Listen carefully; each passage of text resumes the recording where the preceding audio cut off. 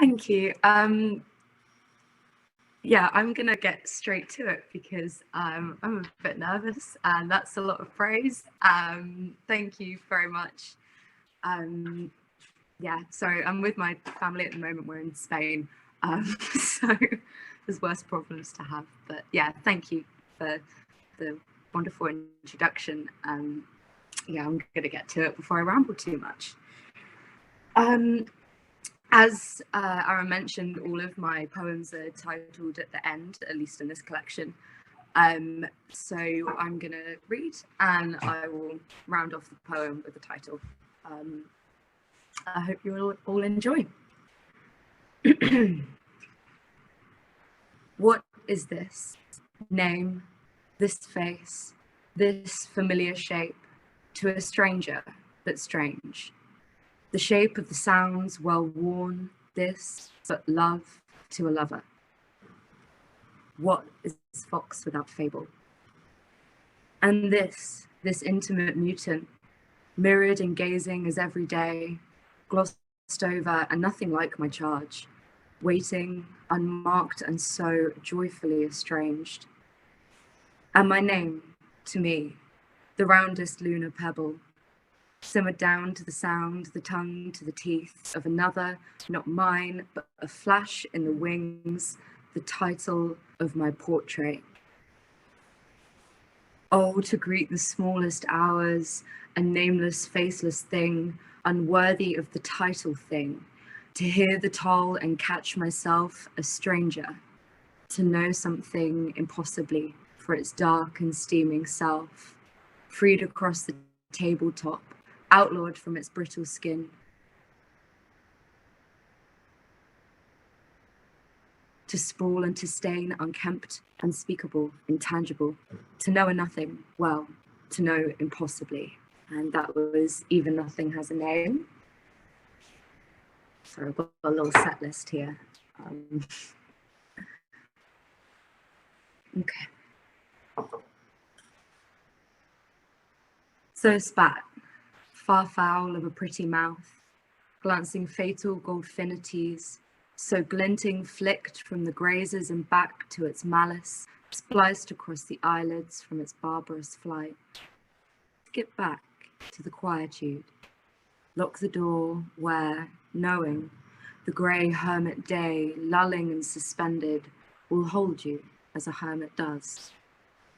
But you, spine to spine against my scrawling parade, form the felling axe that swinging hymns red raw and ravaged the fall. And that was Spat. There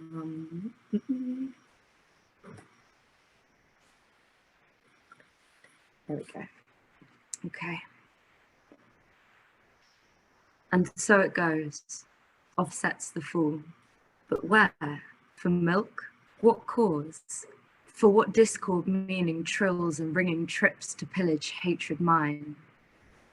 Still the room, take the marks, capture it, ejaculate, form desert ranks to grit against the rancid, this state of the turgid. But hate will deal, so lady hold, what here mercurial, and jingling too salty to soft lay on the lips, in petulance it flourishes. What is your cause? In Magnus folly I defy, what foolishness, what bells you weld on me. So shape me fool against myself, carve me from thy ribs. No more. Although I am part fool on my father's side, and holy on Sundays, it is a part. And parts by nature part the whole, and I, magpie, make collages. As diligent as you, reductor, as you set out your circus dolls, who in loyalty return your designations, swinging bludgeon, scornful blue, with some part clefting love to mirror you. Yes, cloud mountains, in dark little hats, broad angels in stillness bear the white of terror.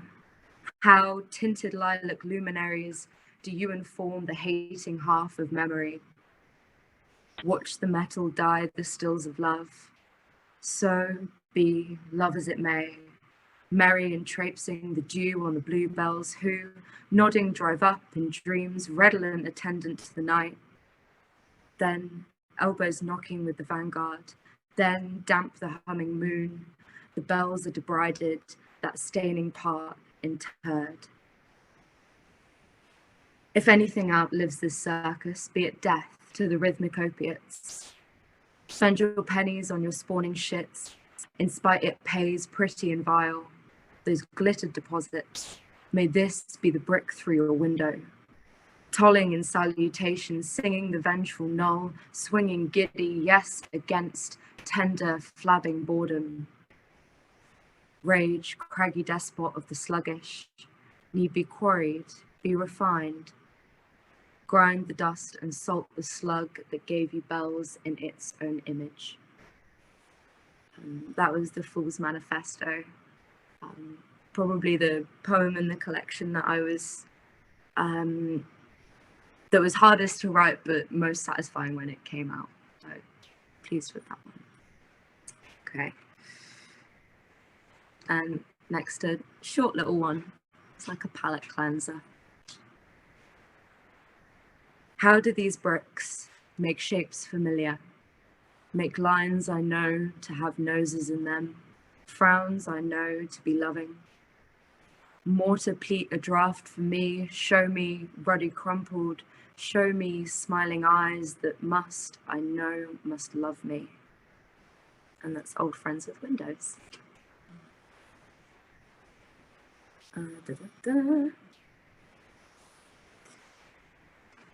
Okay. This was this next poem is one of the ones that came into being right at the moment where I thought this might be a collection rather than just some very painstaking journaling that I do. So yeah, I hope you enjoy. You, oh, you brief brigade, you bunting bodies, adorning the night for a foothold to eternity.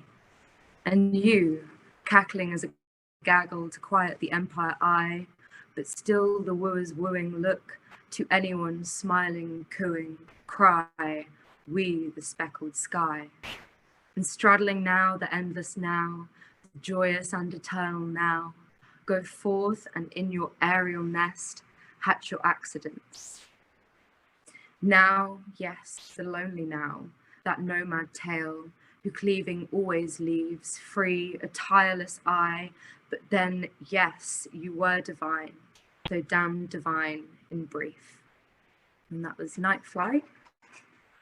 And now for my final poem is the final poem in the collection, and one about a dear friend of mine who I'm very fond of.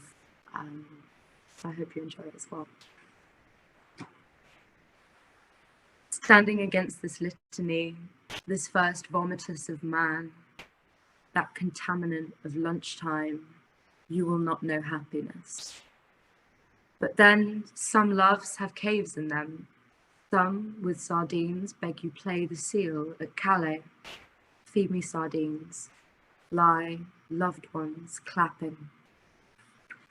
But Prince winked at you in LAX, where happiness strolled nearby, and nobody knew either of you. This sagging city, drooping damp, this crook-necked chicken, a hovel to impulsion. Feed me love and feeling, knock back love and feeling, go forth only with love and feeling.